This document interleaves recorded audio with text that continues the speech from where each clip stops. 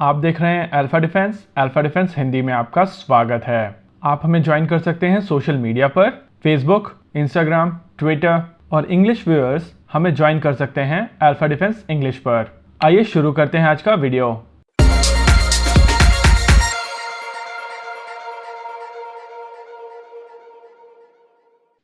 आज के इस वीडियो में हम लोग बात करेंगे भारत सरकार के डिसीजन के बारे में, जिसमें भारत सरकार ने 74% एफडीआई डिफेंस सेक्टर में अलाउ की है। इस वीडियो के दौरान हम लोग समझेंगे कि इसका इम्पैक्ट क्या होगा और इसमें भारत को फायदा है या नुकसान। एफडीआई का अर्थ है फॉरेन डायरेक्ट इन्वेस्टमेंट और इसका अर्थ होता है कि जब किसी एक देश की कंपनी दूसरे देश में अपना पैसा इन्वेस्ट करती है और ये इन्वेस्टमेंट होती है डायरेक्टली। इस इन्वेस्टमेंट में कोई भी इंस्टीट्यूशन बीच में नहीं आता और इस तरीके की इन्वेस्टमेंट को कहते हैं फॉरेन डायरेक्ट इन्वेस्टमेंट। अभी तक भारत में डिफेंस सेगमेंट में 49% फॉरेन डायरेक्ट इन्वेस्टमेंट अलाउड था, लेकिन अब इसकी सीमा बढ़ा के कर दी गई है 74%। वैसे केस बाय केस बेसिस पर भारत सरकार 100% एफडीआई देने को पहले ही तैयार थी, लेकिन वो ऐसे केसेस में जब जो टेक्नोलॉजी भारत आ रही है वो टेक्नोलॉजी भारत के पास पहले से ना हो और इसके लिए सरकार का एक अप्रूवल लगता था। लेकिन अब ये 74% की जो एफडीआई है ये ऑटोमेटिक रूट से है, यानी कि इस इन्वेस्टमेंट के लिए भारत सरकार के अप्रूवल की आवश्यकता नहीं है। जब भी किसी प्रोडक्ट को बनाया जाता है तो उसे बनाने के लिए एक इंफ्रास्ट्रक्चर की आवश्यकता होती है और इस इंफ्रास्ट्रक्चर को बनाने के लिए पैसे लगते हैं। ये शुरुआती पैसे कैपिटल इन्वेस्टमेंट होता है और इस इन्वेस्टमेंट को कहा जाता है कैपिटल एक्सपेंडिचर, जिसका प्रयोग किया जाता है बिल्डिंग, मशीनरी, जगह और दूसरे इंफ्रास्ट्रक्चर कंपोनेंट्स को बनाने में। एक बार ये इंफ्रास्ट्रक्चर बन के तैयार हो जाता है तो उसके बाद प्रोडक्ट बनाने के लिए मैन पावर की आवश्यकता होती है, जिसको सैलरी देनी पड़ती है। इसके अलावा जो प्रोडक्ट बनता है उस प्रोडक्ट के लिए रॉ मटेरियल की आवश्यकता होती है और इस रॉ मटेरियल को खरीदने के लिए पैसों की जरूरत होती है। जिस फैक्ट्री में काम हो रहा होता है वहां पर इलेक्ट्रिसिटी, वाटर सप्लाई और ट्रांसपोर्टेशन जैसी सुविधाओं की भी आवश्यकता होती है और इन सभी सुविधाओं को कहा जाता है यूटिलिटीज। और यूटिलिटीज को मिलाकर ये सारे कंपोनेंट्स ऑपरेशनल एक्सपेंस कहलाते हैं।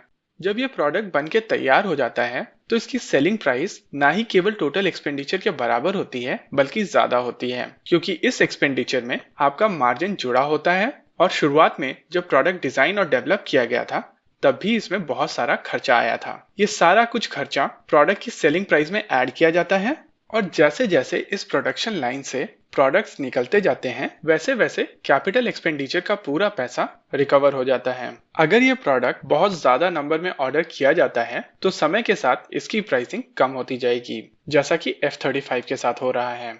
अब मान लीजिए कि आपको इस प्रोडक्ट की और आवश्यकता है और आपकी एग्जिस्टिंग फैसिलिटी से आप अपने ऑर्डर्स पूर्ण नहीं कर सकते। नई इंडस्ट्री लगाने के लिए आपको कैपिटल इन्वेस्टमेंट की आवश्यकता होगी और ये आवश्यकता पूर्ण करने के लिए शायद आपके पास पैसे ना हो। ऐसी सूरत में आप ऐसे देशों से फॉरेन डायरेक्ट इन्वेस्टमेंट ले सकते हैं जहां पर ये प्रोडक्ट बनाने की टेक्नोलॉजी है या फिर बेहतर प्रोडक्ट बनाने की टेक्नोलॉजी है और साथ ही उनके पास एक्स्ट्रा पैसे भी हैं। ऐसा करने से गवर्नमेंट को सबसे ज्यादा फायदा होता है एम्प्लॉयमेंट से, उस देश के नौजवानों को काम मिलता है और ये लोग बाद में टैक्स भी देते हैं।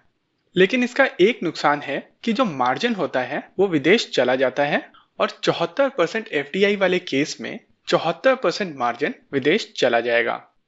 इस बात में कोई दो राय नहीं है कि अगर आपके पास कैपिटल है तो आपको फॉरेन डायरेक्ट इन्वेस्टमेंट नहीं अलाउ करनी चाहिए।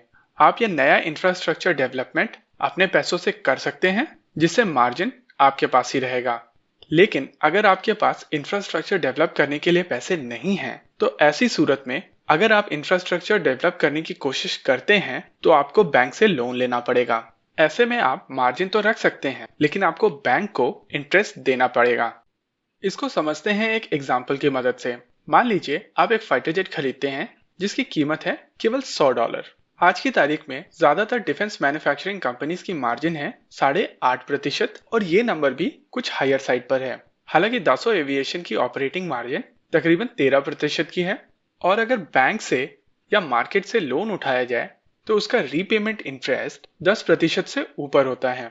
ऐसे में इस मार्जिन का 74% इंटरनेशनल कंपनी को जाएगा, बाकी 26% भारत में इनके इंडियन पार्टनर्स को जाएगा, जिससे इंडिया में डिफेंस इकोसिस्टम बनेगा जिससे ना ही केवल भारत के यूथ को नौकरियां मिलेंगी, बल्कि देश की कंपनियों को कटिंग एज डिफेंस टेक्नोलॉजी मिलेगी।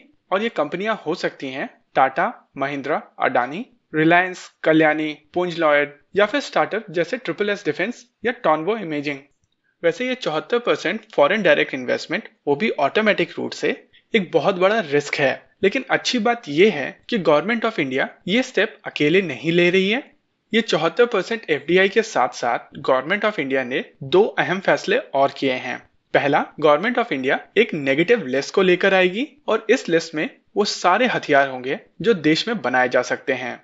मतलब अगर भारतीय वायुसेना चाहे कि ग्रिपन को खरीदा जाए या भारतीय थल सेना चाहे कि एथॉस 2052 को खरीदा जाए, इन दोनों ही केस में सेनाएं इन हथियारों को नहीं खरीद सकेंगी, क्योंकि ये हथियार नेगेटिव लिस्ट में होंगे। नेगेटिव लिस्ट के अलावा एक दूसरा अहम फैसला जो भारत सरकार ने लिया है, वो है दो अलग अलग तरीके के बजट। देश में निर्मित सामानों के लिए एक अलग से बजट भारतीय सेनाओं को दिया जाएगा।